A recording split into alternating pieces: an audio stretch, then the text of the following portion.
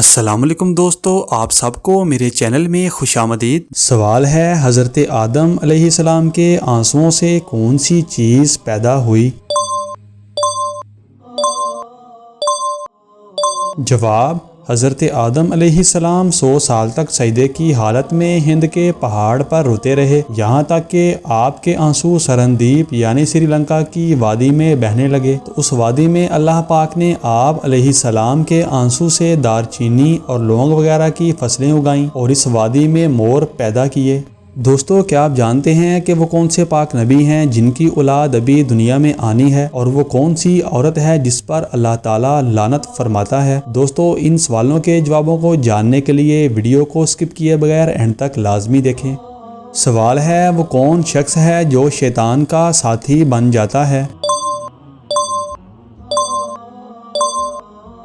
جواب: وہ شخص جو شیطان کا ساتھی بن جاتا ہے وہ عموماً بدعتی، نافرمان یا اللہ تعالیٰ کی احکام کی خلاف ورزی کرنے والا ہوتا ہے۔ اس شخص کے بارے میں کہا جاتا ہے کہ وہ حق سے دور ہو جاتا ہے اور شیطان کی وسوسوں میں آ جاتا ہے۔ اس کے علاوہ کچھ احادیث میں ایسے افراد کا ذکر بھی ملتا ہے جو حق کی طرف سے اعراض کرتے ہیں یا اس پر عمل نہیں کرتے، جس کی وجہ سے وہ شیطان کی طرف مائل ہو جاتے ہیں۔ سوال ہے، اسلام میں سب سے بڑی طاقت کس کی ہے؟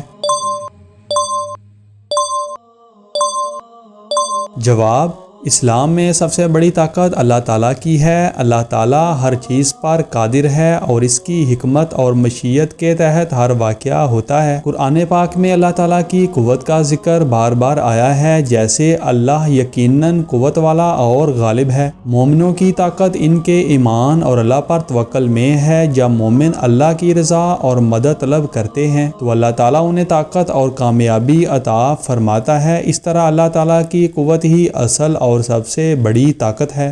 سوال ہے، کفر اور شرک کے بعد کون سا گناہ سب سے زیادہ ہے؟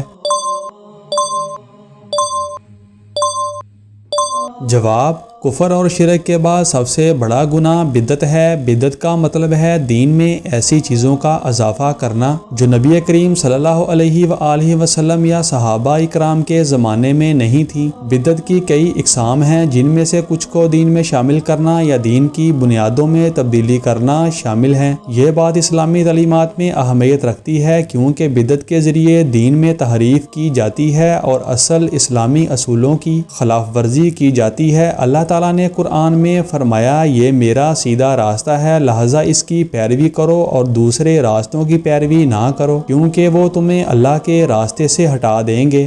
سوال ہے، گھر میں کون سا پودا لگانے سے جھگڑے ختم ہوتے ہیں؟ جواب: گھر میں تلسی کا پودا لگانے سے جھگڑے ختم ہونے کی توقع کی جاتی ہے۔ اسلامی روایات کے مطابق گھر میں تلسی کا پودا لگانے سے نہ صرف گھر کی فضا خوشگوار ہوتی ہے بلکہ یہ گھر والوں کے درمیان محبت اور امن بھی پیدا کرتا ہے۔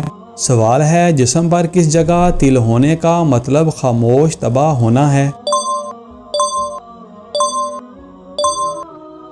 جواب: جسم پر بائیں گال کے نیچے تل ہونے کا مطلب خاموش تباہ ہونا یا خاموش طبیعت کا حامل ہونا سمجھا جاتا ہے۔ یہ اعتقاد بعض ثقافتوں میں پایا جاتا ہے جہاں جسم پر تلوں کی جگہ کو مختلف خصوصیات اور شخصیت کی خصوصیات سے منسوب کیا جاتا ہے۔ بائیں گال کے نیچے تل رکھنے والے افراد کو عام طور پر شرمیلا، نرم مزاج اور سوچ سمجھ کر بولنے والے کے طور پر دیکھا جاتا ہے۔ یہ افراد عموماً اپنی باتوں کو چن چن کر کہتے ہیں اور زیادہ بولنے سے گریز کرتے ہیں۔ سوال ہے، اللہ تعالیٰ کس عورت پر لعنت بھیجتا ہے؟